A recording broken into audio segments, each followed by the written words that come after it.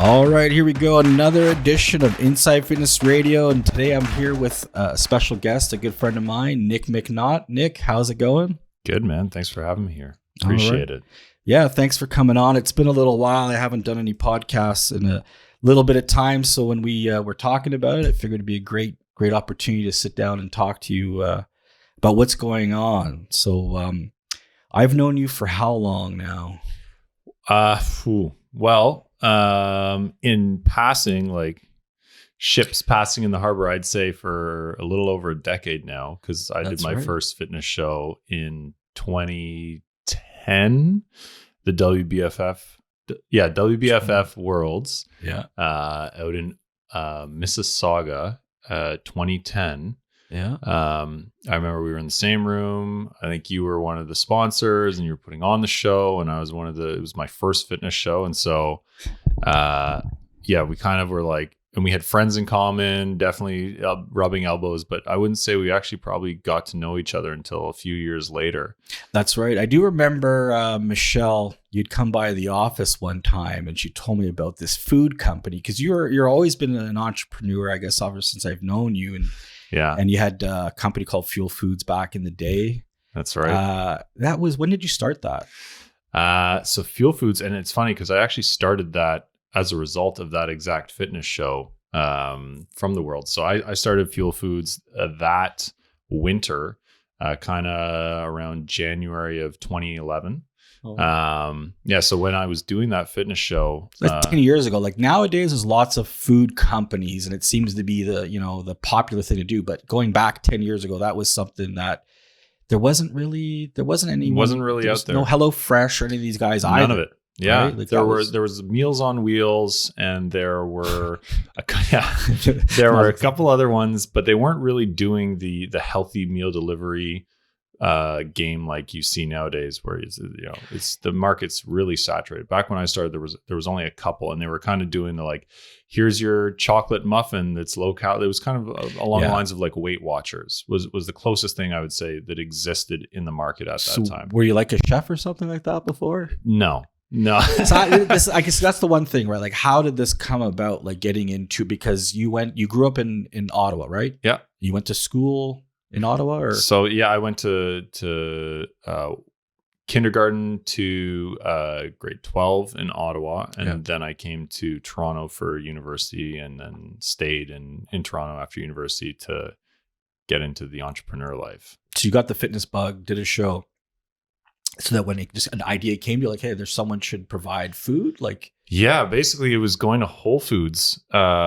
twice a week to cook up all kinds of tilapia, asparagus, sweet potatoes, and eat up, a chunk of my evening twice a week, and spend a exorbitant amount of money at the grocery store, and be like, there's got to be a better way to do this than to constantly be having to go to the grocery store, buying all this food, spending all this time on it. And at the time I was also just developing my personal training career, and I was like, well, I've got a bunch of clients that could also benefit from this. And so in the process of that first fitness show, I realized just how much time I was using up to make sure that I was eating healthy. And so after that show, I met up with a friend of mine, dear friend of mine since I was a little kid, who happened to be a well-known chef.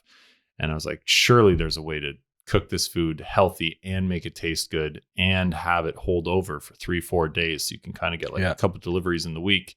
And he's like, yeah, very doable. And so we started Fuel Foods, and within like the first month, he's like, I can't do this, man. I'm too risk adverse. I need to go back to like the 9-to-5, and I can't be risking this. And I was like, well, I'm gonna keep going with it. So initially when I started, I was the delivery driver, the cook, the sales guy, the packer, the dishwasher, everything.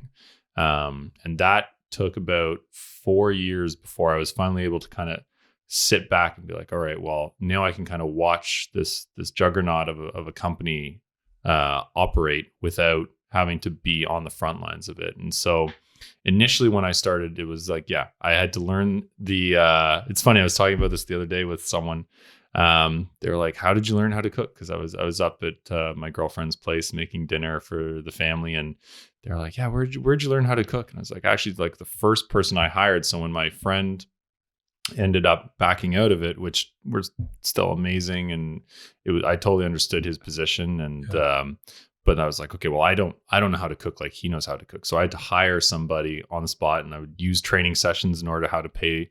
And I ended up with this old salt of a guy named Tim, and he was my first chef. Oh yeah. And he was. So would you trade up for training sessions? Well, I would be basically doing as many training sessions as I could to make money to pay for him to end up cooking. Yeah. And he was also sweet. And initially, when I started the company, was generous with his time and definitely worked more than what I was able to pay him. How did you know you were onto something? Like, how did you figure that out? Within a month of offering these meals in the gym, I had just every trainer in there asking if they could get their clients on it. And it went from providing, meals for myself and for my clients to providing meals for 20 trainers and all of their clients. And it went from, okay, this evening we're going to make 50 meals to this evening we're going to make 500 meals. And that happened in a matter of like, I would say about 45 days. So I was like, this is really catching on. And I was doing this out of my condo. Yeah. And so because I was working out of my condo, and Tim was my chef, and he's like this old salt that's 55 years old. And I was this young guy that's 25. He's like, listen, if you're going to be my boss and if you're going to be telling me what to do, then you better be able to step in if I need help or someone doesn't show up or, God forbid, like I can't make it in and you've got to cook, then you need to learn the ropes so that you can do this. And so, and it's kind of part of the food game that when you're in the kitchen, it's the chef's world, it's yes, chef. Yeah. Sorry, chef. And it was no different. So I got to understudy under him for about 4 years when we first started the company. And if he said jump, I said how high. It didn't matter if I was writing the check. Yeah, he got to school me on how to. And he was sweet, but he was stern. And so inside the kitchen, I was under him, even though it was my company. And that's kind of like how that all began. Well, it takes a lot of balls to do it. I mean, I thought one would assume that you were a chef or you were a cook, right? But you had an idea, you saw there was a need, and you addressed the need, right? I mean, and like I said, nowadays there's lots of these companies out there, probably too many companies. But when you started, it was probably the opposite. Like, why do I need to order food from you? Or is it going to be tasty? I remember in the first couple of times you brought over, I'm like, I don't do this type of stuff. But, I could see where it started. I mean, you guys were growing a lot at that time, maybe a little too much. Would you say that? I would say that we definitely couldn't keep up with the rate. We didn't expand properly with the rate at which it was growing. And those I would say the first 5 years was really, as it is when you're in the startup game, it's just throwing spaghetti on a wall and hoping something sticks. And every day could be your last. It's just the stress of like waking up and putting out fires. But I think that's the key thing, though, is at least you're doing something, right? You're throwing spaghetti somewhere. Because some people, well, I mean, listen, I've talked to a lot of, you're younger than me. You're about 10 years, younger than me. And I always call you the young guy, and you're not, not as young anymore. But now you can look back and you could say, okay, it's okay to be a little naive, not knowing what you're getting into, because you don't know exactly where it's going to go, right? Because if you look back, you literally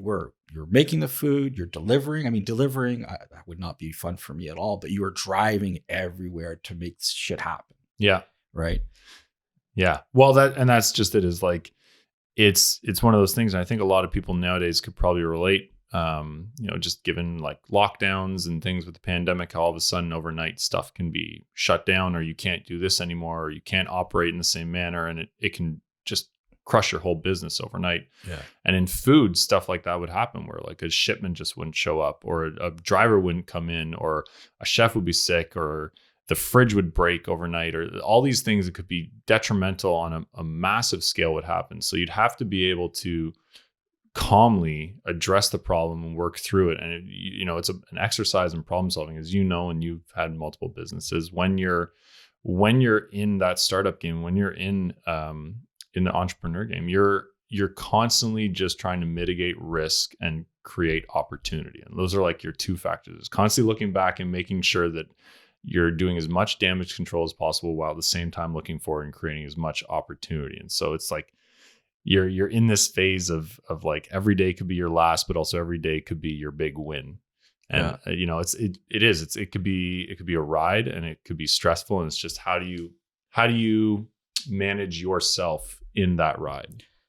Yeah, no, for sure. I mean, you're a very determined individual. I know when I met you, I was like, okay, he's a good looking guy. This guy is in good shape and all that. And I don't think you ever asked me for a cover, but it kind of came up where it's like, you know what, this guy could be on a cover. I certainly see the look, but I do remember, I think we kind of talked about it a bit. I'm like, hey man, maybe this could happen, but you have to get into this type of shape. Like, yeah, you look good maybe at the beach with your buddies, but to be on a magazine cover, it takes a little bit more work. And I remember you were very willing to do all that.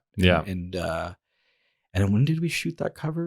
We shot that cover in 2018. I believe 2018. Yeah, 2018 in July we shot that cover. And it's funny because you're right. I don't think I ever asked you for a cover. No. I don't think that's in my nature to ask for a cover, but I definitely below the surface always hoped for that, because when I was growing up, I had all the magazines. I followed all the things. I was so immersed in it. I grew up with massive insecurities physically, and so there was always this drive to be happy and to look at my body and feel this sense of approval from myself. And so to me, like the gold standard of that is like, well, the guys on the fronts of magazines are what you should look like if you're going to be like, you know, comfortable with yourself, if you're going to love what you have that you get to walk around in every day. And so when I did start the fitness shows and personal training in the beginning, it was very ego driven and very insecurity driven,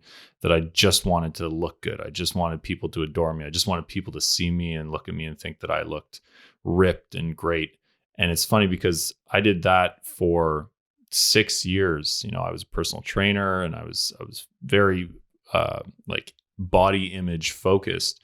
And then it wasn't until I kind of found a more functional approach to health and wellness, and like managed my eating and managed my stress, and took kind of like this pressure off of myself and allowed myself to just make my body feel good instead of it needs to look good. And it's in that process when you're like, hey man, let's do this cover. And it was like this kind of like this beautiful moment where I was like, okay, the cover didn't happen because I was striving for it and I was trying to look my best and have washboard abs and all that. It actually happened because I was taking care of myself, and I looked good day to day because I was living a more functional, healthy lifestyle. And I remember you coming up to me and being like, hey, you look great. A little bit of work to be on a cover, but like your lifestyle now and the approach you're taking to health, I think is more aligned with where health is in general at the moment. Yeah, I my background, for people who are listening, whom some of them may know, I worked at a bodybuilding magazine. So since my early 20s, I was surrounded by these big steroid, type of guys, and that was the picture of health, in the late 90s, early 2000s for some people. And when I started Inside Fitness, I never really wanted a big bodybuilder on the cover, because I just didn't think it was attainable for most people, or wasn't so looking for that athletic look, and even the photo that we had put on the cover, it was you walking. It was more of this is a lifestyle thing. I do want people to look at the magazine, and health and fitness, to me, and I think hopefully nowadays, I think most people will say it as a lifestyle. But back in the day, it was more, like you said, it's more ego driven. It's more, I just want to look good. I just want to look good. I want to have abs. But how did you get these abs? Do you actually have functional strength? What do there's got to be more to it. And I've been around enough bodybuilders in my time where I could tell you they look good, but health-wise, there's no way in hell these guys were physically in good shape. I mean, there's no surprise some of these guys just dropped. They died because they were probably doing too much drugs. Yeah. And it's good to see nowadays. I mean, when we put people on the cover, it's more of that attainable look. But obviously, it's not your person next door, but it's your person next door who takes their health and fitness seriously. So how would you consider your lifestyle now? Maybe your mid 30s now. It's not too much different than a few years ago when we shot that cover, and it's still in that same vein of a functional approach where I eat when I feel like I need to eat, and I stay away from unnecessary foods that I think are laced with preservatives or what's the right term here? But antibiotics, things like that. Like I try and eat as healthy as I can. And I try and do exercise that fits within what feels good for me rather than trying to just be like, oh, I need to go to the gym, which you can't do anymore anyway, because there's a pandemic. But Yeah. just being like, I need to bench this amount of weight. It's more like, okay, well, I'm going to do push-ups, or I'm going to do dips, or I'm going to do things that'll actually move the body in which it normally moves. And I'm going to exercise in a way that feels good for like how I'm going to go about the rest of my day. I remember when I was younger, I would do like 2 or 3 hour workouts in the gym, or I do cardio and then weights and all these things because I thought that's what you had to do. And I wasn't really listening to myself. It's like you said, people could look great, but they weren't feeling great. And so, I think on the stage, there was that sentiment that was like, you look your best, you feel your worst. And I lived that, and I didn't want to continue living that. So now in my 30s, it's always about like, I don't care as much exactly how I look. I obviously care that I look good because I want to look good. And I think that's a product. I think your exterior is kind of a product of your interior. And so I've really focused on what I'm putting in my body and the rest portion of my body and the stress portion of my body. We've chatted a ton about it, but like stress management and cortisol management over the last few years has been one of the biggest things for me in terms of managing my health. And actually, like, the greatest thing I've ever done for my waistline wasn't eating no carbs, and it wasn't doing fasted cardio for hours on end. It was just actually like managing my stress was the number one thing I've ever done for like having a lean, clean waistline. And it's one of the things that I don't think was getting enough attention and is now starting to get the kind of attention it deserves for what are the full elements of health that need to be addressed. And we were just chatting about this earlier. I'm now trying to get into other things that also are biohacks or science that's kind of on the forefront with like breath work and cold exposure and things like that, where back when yoga and Pilates were kind of getting their heyday, a decade ago, and all of a sudden now there's yoga shops everywhere. Now, now people are starting to be like, well, what's all this cold exposure about? What's breath work about? What's meditation about? So I'd say it's actually now in my mid 30s that I've started to incorporate elements of fitness that aren't as familiar to people, but I think will become as familiar as resistance training, as cardio, as stretching, like these other elements of breath work and hot and cold therapy and mindfulness are all newer to me in my 30s, but go so much further back than lifting weights or any of that has been. Before we get into what you're doing now, there's because I personally believe you've lived a very interesting life, because you went from being the CEO. I mean, you're one of the owners of Fuel Foods, and then that you closed down, and then you ended up working for a Hollywood actor. That's right. Yeah. I remember getting that call or that message. Go, yeah, I'm moving to Texas. I'm like, what? Like what the heck isn't going on? And so how did that come about? You, I guess it's going back maybe 3 years ago. Yeah.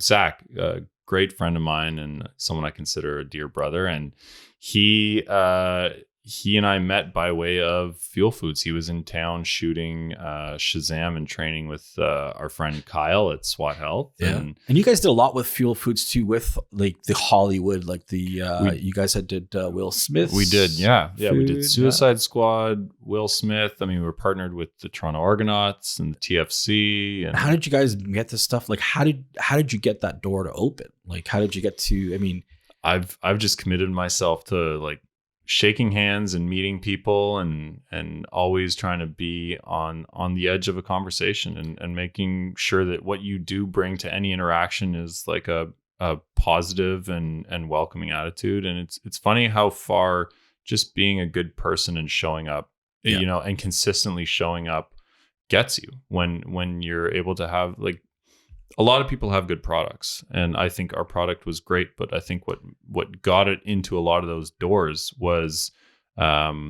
was showing up as a person that people vouch for and that people trust, and then your product speaks for itself. And so you ended up meeting Zach, and then he's like, hey, you know what? I like you. You're a good guy. Shazam was going to be released, I guess, internationally because you had traveled the world. Right? So he and I hit it off. We were able to support him in his role with the food while he was filming, and we got to get pretty close during the process of that and hang out and play ping pong and connect. And then when he was going to, it's actually funny, he was doing a New Year's trip in the British Virgin Islands, and I'm always one for travel, especially new travel, and I'm always one to say yes. And he reached out and said, hey man, I'm going down there for New Year's to sail through the islands. I was like, well, that sounds like a dream. I'm in. Count me in. And we really connected on that trip. And then when we got back, he had his Shazam tour that he was doing. And he's like, listen, I need a dude that's able to train, feed, has knowledge on this, is savvy with business, can kind of be someone that wears a bunch of hats. And, I think it'd be great if you'd be up for that. And, again, I was in a place where I was like, yeah, why not? I'm always one for saying yes. And so we did that. And at the end of that tour, he approached me and basically was like, okay, so this went well. And I've got a project down in Texas that's a ranch that I'd like to build out into, basically like a movie studio meets like a music festival grounds, meets a glamping resort, meets kind of like a farm to table. It was, and it's one of the most ambitious and one of the most beautiful dreams I had ever heard. And also something that I think would be really valuable and tangible and doable with the right amount of time. And so he's like, I'd love you to come down, move down to Texas and help me work on this project. And I just continued to follow the stream and thought, hey, this is when else in my life I'm unattached. I have few responsibilities, and I have a knack for travel and for creating opportunities. That why not? And another year and a half of my life in Texas is just a beautiful dream now of the Wild West. I had the fortunate, to go down there and help herd some cattle with you guys. That was definitely something that I wouldn't be able to do too often or ever. And it was cool. I mean, to go down and see you guys were building, and obviously outside of Austin is a great area. I mean, I thought, if the pandemic didn't happen, it probably would have taken off a lot. Mm-hmm. But yeah, definitely we had a lot of fun. I wasn't expecting all that. I mean, it was my first time to Texas. And then like literally, we actually had to herd cattle back because there was like 100 cows. They broke through the gate. Yeah, I was just telling that story the other day, and that was a lot of fun. I want to do that again. Actually, I would pay to go down and do that. Oh yeah, that was awesome on ATVs and bikes or whatever it was. They had the dogs and got all those cows back home. They were definitely troublemakers. Yeah, and that was just a regular Thursday for us. Was it's funny the things that happen day to day there versus downtown condo in Liberty Village in Toronto. It's just worlds apart for what your day to day was. And would you go back down to Texas? Would you ever live on a ranch like that? I could. You could do it? I could. Because you're a bit isolated too. Like I get the whole concept, and it wasn't too far out of the city. But I mean, when you're there. Like you're by yourself, and you're on like 70, 80 acres, and there's no one really around. Yeah, I could. I do see the value in being close to a city, especially now kind of getting back into the business world. And obviously it's very doable to be remote, but there's a certain pace and energy to the city that's valuable. Yeah. Definitely in the evening of my life, I could live full time on a ranch in Texas. And I think that Texas for me still stands alone as this really interesting place where the rules are kind of bent and life is a little different, and there's like a real charm to it. And the people there are just some of the nicest I've ever met. Yeah. Oh, absolutely. So you're definitely an outdoorsy kind of guy. And I was watching you do some videos last year or so, and you were jumping into cold water. What's this guy doing? I wouldn't talk to you for a little bit. Obviously we're friends, and then I'm like, okay, what the hell? You're getting there for a minute, and it's like, oh, I could do a couple minutes. I'm just like, who in their right mind wants to do this? So So you started actually a business with the cold plunges, cold dips, and it's called Unbounded. That's right. So how did this come about? Yeah. It's funny. I almost every day I look back and I'm like, how did this come about? It's kind of one of those things that's just been a snowball effect. And it's funny. So coming back from Texas because of COVID and the pandemic and coming home, spent the summer up at the cottage. And then I was like, okay, I'm going to have to spend a winter in Canada. And I vowed to myself that I would not spend another winter in Canada. I escaped to Costa Rica 2 years ago. Yeah. I spent the last year in Texas. I don't want to do winter. There's no part of me that wants to be in the cold. I hate the cold. Enough cold. Yeah. Living in Ottawa. Yeah. Oh, Ottawa's brutal. It's like minus 40. It's that piercing cold. And I thought I just don't want to do it. But towards the end of the cottage season, late October, early November, my buddy and I were still going for swims at the cottage and we were starting to acclimatize a little. And I thought, okay, I might be able to deal with this cold a little bit. And then we got back to Toronto, and normal nature for me, throw it out to a bunch of people. Hey, who wants to go for a cold swim in the lake? And normally I do it as a thrill and as something that's kind of like a one-off. And hey, this would be great. Maybe we'll bring like a bottle of scotch and we'll have some scotch and jump in and then have a fire. And, it's more of a bravado type of action. And about 8 or 9 people showed up. And what's funny is the dip lasted for about 3 minutes, but the connections that happened on that day like struck me, and it was amazing to watch total strangers bond, connect. People had these euphoric feelings. Everyone felt amazing, and it was apparent to me, like in that moment, that there was a real community building tool here. And so for about 6 weeks, we just continued to do these cold dips as kind of like this growing community of friends. And then on one fateful day on a frozen lake up in Havelock near Peterborough, a friend of mine and I played a chess game on the ice. And that photo went around the world.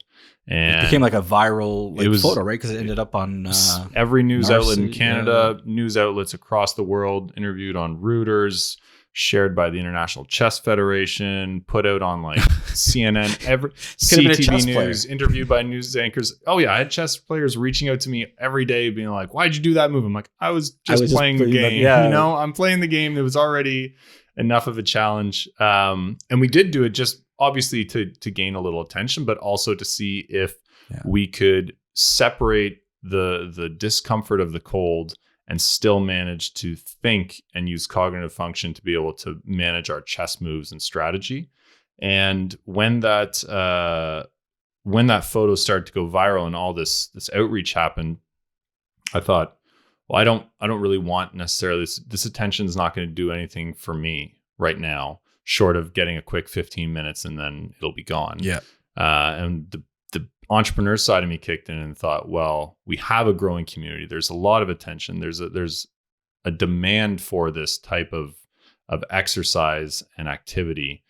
What if we are able to parlay this into growing an actual following around something right now? So kind of overnight, within 12 hours, we put up an Instagram page, developed a company name, bought a website, came up with the logo, and it was kind of like this boiler room of everyone pitching in. And then, the next day when all the interviews went off, we were able to direct everybody to this Unbounded page that we had created, and the snowball had begun. And so that was about 4 months ago now. And since then, we've had thousands of people join up. We've been doing sessions all across Ontario. We have satellites down in Wisconsin and out in BC. We have people over in Europe. So do you train people how to do this? Like, how does this work? We are now, yeah. We have a certification for people to become an Unbounded instructor, really and cool. Then to go and facilitate dips for other people or to join up in our workshops. What are the real benefits? Just to stop you a little bit here, because I know you know what you're talking about here, but like, okay, if I wanted, like, why would I need to go jump in cold water? Like, tell me what's the benefit for me or for people listening, obviously. Yeah. Well, there's physical benefits and there's mental benefits. And to start with, like what my major drive is, it's that I get to at least once a day put myself in a situation where there's something that is going to be uncomfortable and I have to step forward into that. And there's a real recalibration or like a rewiring of approaching an uncomfortable idea that happens in your body and in your mind when you decide to go forward through a stressful situation, through something that you know is not going to be pleasant.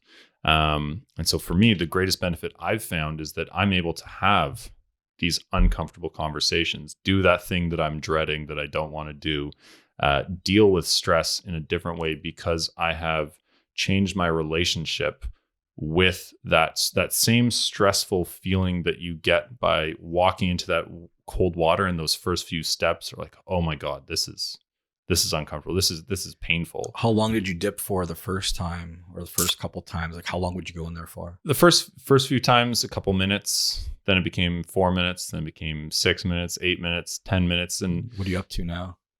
I've never really gone past 10 because you don't need to even go past 3 or 4 minutes. Yeah. Definitely when you start out, there's always this kind of like this number, this goalpost that happens where people are like, oh, I can go longer and I can go longer. And you kind of try and chase this number, but really you shouldn't. It's not about how long you can stay in for. And that's when you kind of get into danger territory, is when you're trying to chase like a number instead of just going in, which I'll get to the physical benefits, but those are typically done within the first few minutes. Any physical benefit that you're going to get to your nervous system or your inflammation or anything of those, that's done within about 3 minutes. And after that point, it's kind of just more about what do you want to take from that experience? What are you trying to work through in your mind? What do you want to take into your day? What do you want to sit with in your head that you're going to be able to feel better about or manage better by being in that water? So it's really about when you're ready to leave the water, and it's not so much about how long you can stay in for. Like at that temperature, hypothermia can set in around 30 to 45 minutes. Yeah. So you're not really at risk of that, but you can have low grade hypothermia at 10 minutes, at 12 minutes, at 15 minutes, if you're not careful about how you manage that cold. So it's something where if I was recommending to somebody, I would say 2 to 4 minutes is when you're always able to glean the benefits that you want from it and get out and do it safely.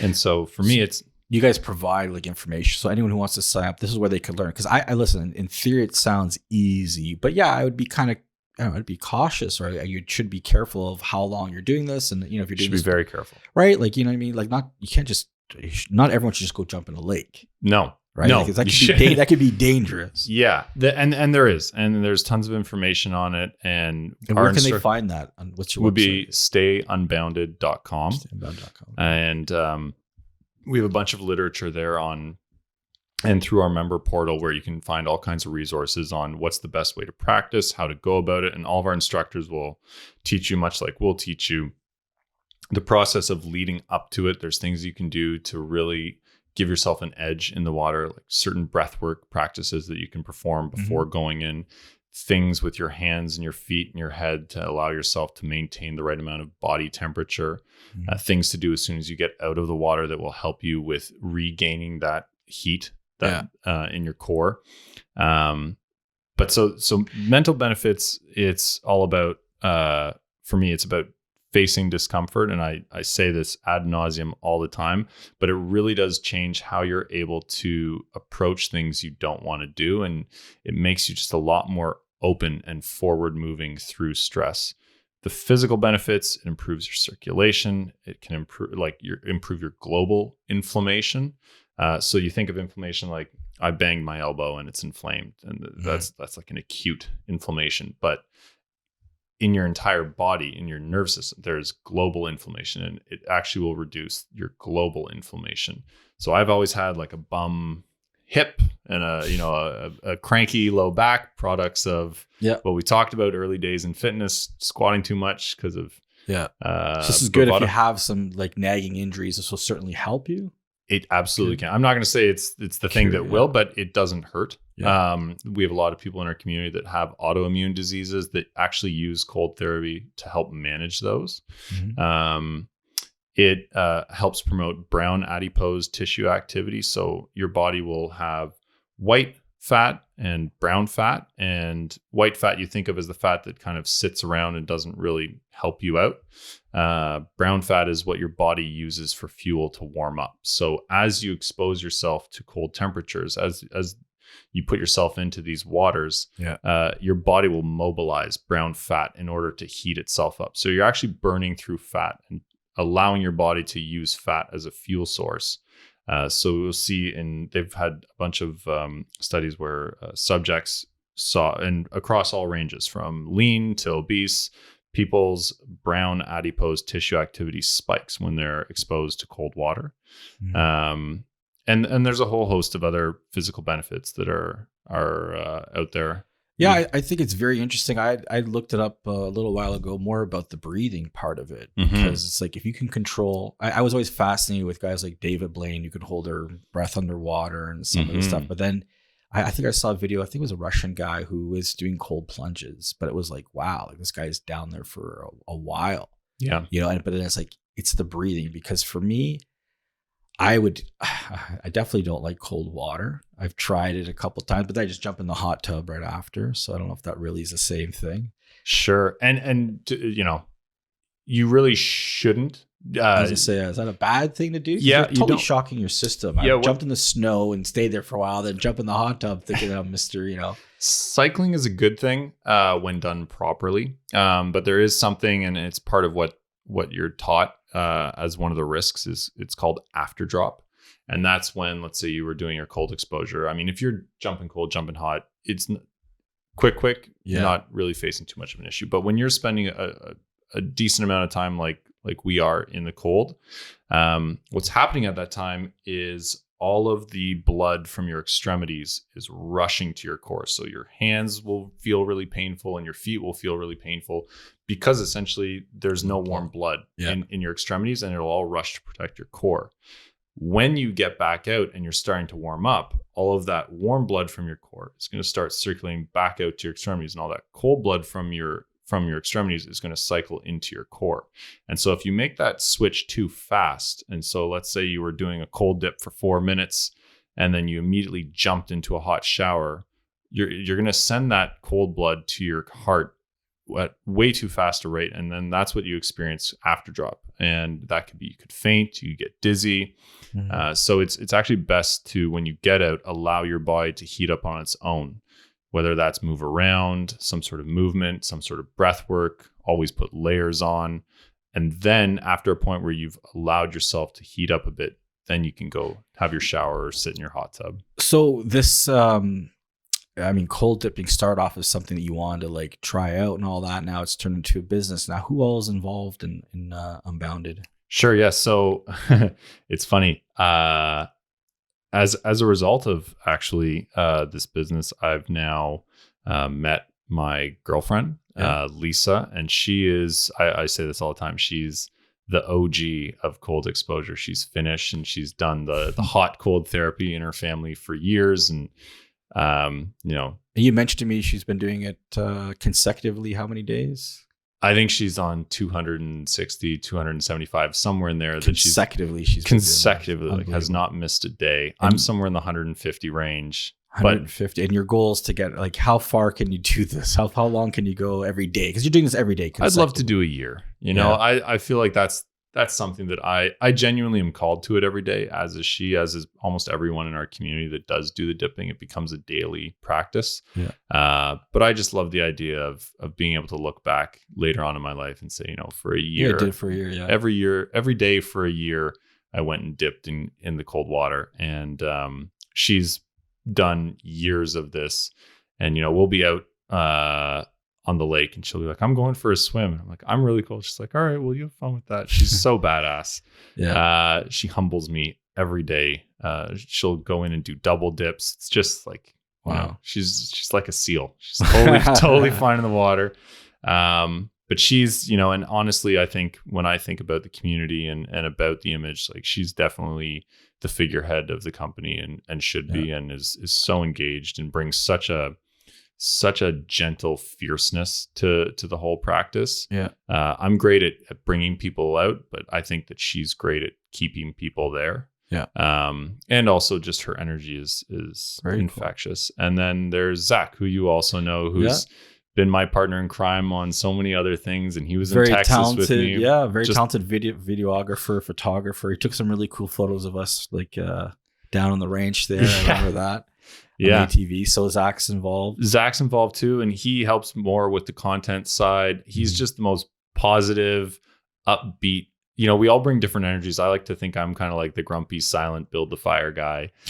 Lisa's the one that holds the space and brings everyone together, and Zach's the one that like brings the energy and the positivity. And he's been so great at helping capture all these moments. And you know, if it wasn't for him, we wouldn't have all of the momentum that's really been something we've been riding with, sharing all these amazing videos and photos of this experience. And he and I actually got to sit up at the cottage at Havelock all winter and just kind of dream up ideas of how to keep people engaged with various ways, because it becomes, you know, I wouldn't say less of a dramatic practice. Like your first few dips, you know, there's like, oh, I did this thing, and then you might have a chessboard, and you might do all these different things to make it kind of special. And then it becomes like, well, I'm going for my dip, and it's just like going to the gym. Yeah. But he's great at allowing there to still be this real engagement and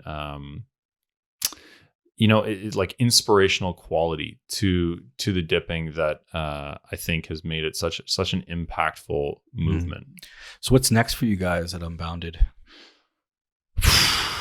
Retreats. You know, we're going to be looking at how we can create some retreats even with the pandemic this summer. Winter's a lot easier of a ball game for us because you got cold water. You got the cold water there waiting for you, but retreats are something that we're going to be building out for this summer. We've got sessions popping up starting now kind of all over Canada and hopefully soon in the States and then in Europe, and creating an instructor program that's global.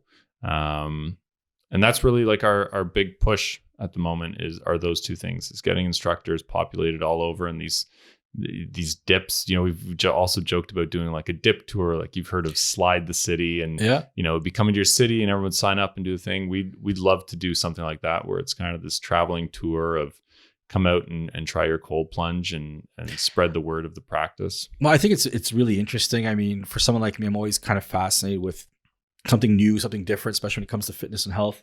And when you think about it, right, there's definitely positive stuff for your body and for your mind. I mean, if you can sit there and play chess for a couple of minutes while you're in freezing water, then your focus has got to be sharp, and that's the key thing. I always tell people, like, if you get focused on something, you could certainly excel at it, right? So I mean, I could see that being a great advantage, and I think you're really onto something with this, man. Like I said, first thought, I'm like, okay, what's he doing? It's kind of cute, you know, you're playing chess here and all that, but this is actually just some real, you know, legs behind it, and I wish you all the best with it. And you know, I mean, is there anything before we end this that you know, and I appreciate that, and I think like I was chatting with Lisa about actually this morning, and you earlier today, is it's not in the grand scheme of thing when people come out to do these cold exposure dips with us, the dip is 2 to 4 minutes, but coming out you might be there an hour and a half. And what's really, I think,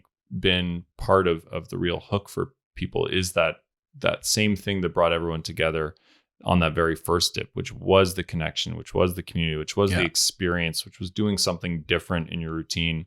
This morning I dipped with 4 new people that have never done it before. And we sat around a campfire for an hour and a half, and then we talked and we shared about what was confronting for us for this morning, and what was fearful for us, and what we wanted to do and take into the water, and how we wanted to approach our day.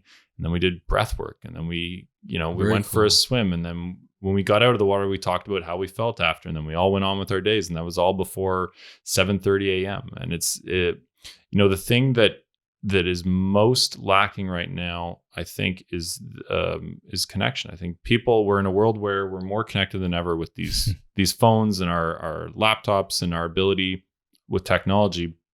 but we're actually more disconnected than ever. And it's not a concept that's foreign to anyone. But what's happening with our movement with Unbounded is that people are connecting again. And that's what's really special about it, is how often can you say, well, I woke up in downtown Toronto and I started my day with like a swim in the frozen water and a like a powwow around a campfire, and then I went to my job down on Bay Street, or I went, to the restaurant, or whatever it might be. We don't get to engage like that as much anymore. And how often are you connecting with strangers now? It's people are in a state of fear and they don't want to be around strangers, like stay this far away from someone, which you still can, and you can still connect in this atmosphere. So it's like we found a way to really create a place of connection in a time where it's the hardest ever to really connect with someone you don't know, or to do something that is outside your routine. And I think that's kind of like the big, if there was a takeaway before we end this, it'd be that like what we're selling and what we're pushing and what we're creating is an opportunity to kind of reconnect with people in a safe way, in an adventurous way, and reconnect with yourself. Awesome, man. So where can people who want to learn more about this, where can they find you? Where's the best place for them to start? All right. Our Instagram handle is @StayUnbounded. Our website is www.stayunbounded.com. And you can find us on Mighty Networks. We have a member portal there, which is totally free to sign up for and get engaged with the community. And I think those are all the things we have at the moment, but there'll be more soon. Maybe we need to do a podcast, the next one, where we're in some cold temperatures. I would love that. See how long I could last. I would love that. I mean, hey, we can also do one where I'm sitting in it and you're not. I'll sit in the hot tub and you sit in the cold tub. You're in the hot tub and I'm in the cold tub. And I probably won't even last as long, but I think that would be a great idea. But Nick, thanks for the time. I really appreciate it, and all the best to you. Thanks, man.